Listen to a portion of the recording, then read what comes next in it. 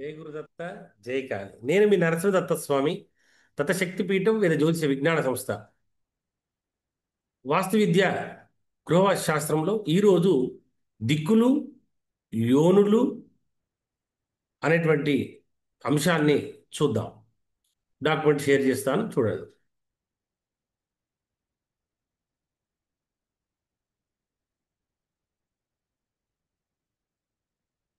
ఇక్కడ ఎనిమిదవ రోజు ఎనిమిదవ పాఠంగా దిక్కులు, వర్గులు, యోనులు, అధిపతులు.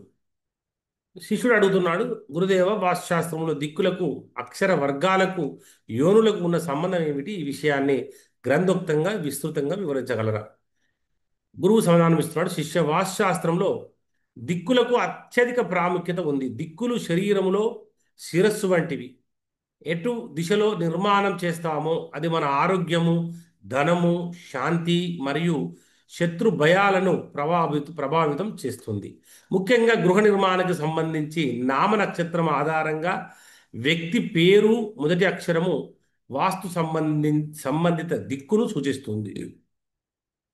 సూర్యుని ఉద్- ఉదయించేటువంటి, ఇక్కడ అక్షరం తప్పబడ్డది, సూర్యుని సూర్యుడు ఉదయించేటువంటి స్థానాన్ని తూర్పు అంటున్నాం, అస్తమించే స్థానాన్ని పడమర అంటున్నాం. మనం సూర్యునికి ఎదురుగా నిలబడ్డప్పుడు ముందుకు ఉన్నటువంటిది తూర్పు, వెనుకకు ఉన్నటువంటిది పడమర, కుడివైపుకు ఉన్నది దక్షిణం, ఎడమవైపుకు ఉన్నది ఉత్తరం అని అందరికి తెలిసిన విషయమే. ఈ నాలుగు ప్రధాన దిక్కులకు మధ్యన ఉండేటువంటి కోణలను, కోణ దిశలను ఆగ్నేయం, నైరుతి, వాయువ్యం, ఈశాన్యం, ఇవన్నీ కలిపి అష్ట దిశలు అని పిలుస్తారు. ప్రాచీన వాస్తు గ్రంథాలలో మయమతము, అపరాజిత పుచ్చ, మనసార అక్షరాలను 8 అక్షరాల వర్గాలుగా విభజించారు. అవి ఆ, ఖ, ఛ, ఠ, థ, ఫ, యా, ష. ఇవి వర్గులు అంటాము. ఒక్కొక్క వర్గానికి దిక్కు, యోని, అధిపతి, దిక్ అధిపతి, దిక్పతి మరియు అక్షరాలు సముదాయము కేటాయించబడ్డాయి. ఈ వర్గాల ఆధారంగా ఒక వ్యక్తి పేరులో మొదటి అక్షరము ఏ వర్గానికి చెందుతుందో దాన్ని అనుసరించి ఆ వర్గము అతనికి స్వవర్గం అంటారు. ఆ వర్గం నుండి 5వ వర్గం అతనికి శత్రువర్గం అవుతుంది. మిగిలిన వర్గాలన్నీ శుభదాయకమైనవి. 5వది మాత్రము పనిచేయదనమాట. ఈ పద్ధతిని అనుసరించి వాస్తుశాస్త్రంలో గృహ నిర్మాణానికి అనుకూలమైనటువంటి దిశను, ప్రవేశ ద్వారాన్ని, దేవతా స్థానము మొదలైనటువంటి వాటిని నిర్ణయిస్తారు. అయితే ఇక్కడ శ్లోక రూపకం కూడా ఇవ్వడం జరిగింది. ఆకారాదీషు వర్గేషు దిక్షు పూర్వాదిత క్రమాత్ కృధ్వా మార్జాలసి మార్జా మార్జాల సింహ అశ్వ సర్ప కుగ శశాక దిగ్వర్గ నామియం యోని స్వవర్గాత్సచ మో రిపు. రిపువర్గం పరిత్యజ్య శేషవర్గ శుభప్రద. దీని అర్థం ఏంటయ్యా అంటే, ఇక్కడ మనకు చెప్పడం జరిగింది వివరంగా, ఆకారాదీషు వర్గేషు, ఆ నుంచి ఖా మొదలైన వర్గాలలో దిక్షు పూర్వాదిత క్రమ, తూర్పు మొదలుకొని క్రమముగా దిక్కులలో,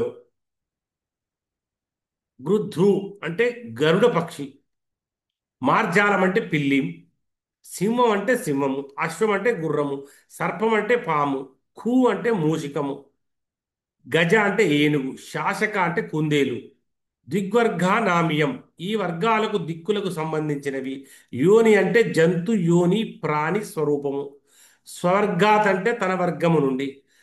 సచ మా రిపుహు 5వ వర్గం శత్రువుగా పరిగణించబడుతుంది. రిపువర్గం పరితజ్య శత్రువర్గాన్ని విడిచిపెట్టి, శేషవర్గా శుభప్రద మిగిలిన వర్గాలు శుభప్రదం. ఈ శ్లోకం ద్వారా ఋషులు తెలియజేసినటువంటి విషయం ఏమిటంటే, నామక్షరాన్ని ఆధారంగా చేసుకునే దిశ అనుకూలత నిర్ణయించవచ్చు. దీనివల్ల శుభప్రద దిక్కులు ఎవరికి ఎలా ఉంటాయో అర్థం చేసుకోవచ్చు. ఇది గృహ నిర్మాణం, దేవాలయ నిర్మాణం, స్థల ప్రదర్శన మొదలైనటువంటి వాటికి శాస్త్రీయంగా దారి చూపుతుంది. ఇక్కడ దిక్కులు, వర్గాలు, యోనులు, అధిపతుల పట్టికను చూద్దాం. తూర్పు దిక్కు ఆవర్గు, గరుడ పక్షి యోని, అధిపతి ఇంద్రుడు. వర్ణమాల అక్షరాలు ఆ, ఈ, ఈ, ఉ, ఊ, రు రు, ఏ ఏ ఐ, ఓ ఔ. ఇక్కడ ఆగ్నేయం, కావర్గు, మార్జాలం, అగ్ని అధిపతి, అక్షరాలు క ఖ, గ ఘ, ఇఞ. దక్షిణం, చావర్గు, సింహం, యోని, యముడు అధిపతి, ఛ ఛ, జ జ, ఇని.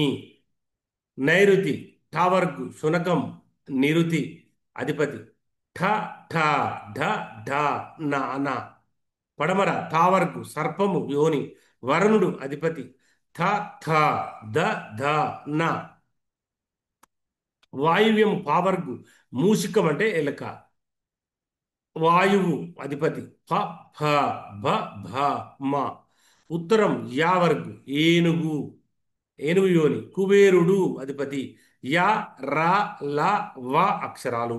ఈశాన్యం, షావర్గు, శశకం అంటే ఈశానుడు, శశకం అంటే కుందేలు, ఈశానుడు అంటే ఈశ్వరుడు అధిపతి, ష ష, స హ.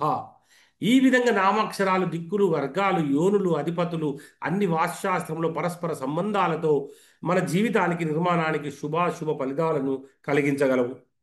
ఇది శాస్త్రంలో ఒక ముఖ్యమైనటువంటి అధ్యాయముగా మనము తెలుసుకోవాలి. ఇప్పుడు మనకు ఇక్కడ గమనించవలసింది ఏంటంటే, ఈ విధమైనటువంటి దిక్కు, మన నామాక్షరం ఏదైతే ఉందో అది ఏ వర్గానికి చెందిందో ఆ దిక్కు మనకు ఏదైతే స్వవర్గు ఉందో శత్రువర్గు ఐదో వర్గం అవుతుంది అనేటువంటి గమనించి ఆ శత్రువర్గును వదిలిపెట్టి ఏ వర్గు అయినా మనము నిర్మాణం చేసుకోవచ్చు అనేటువంటిది శాస్త్రవచనం. జై గురుదత్త, జై కాళీ.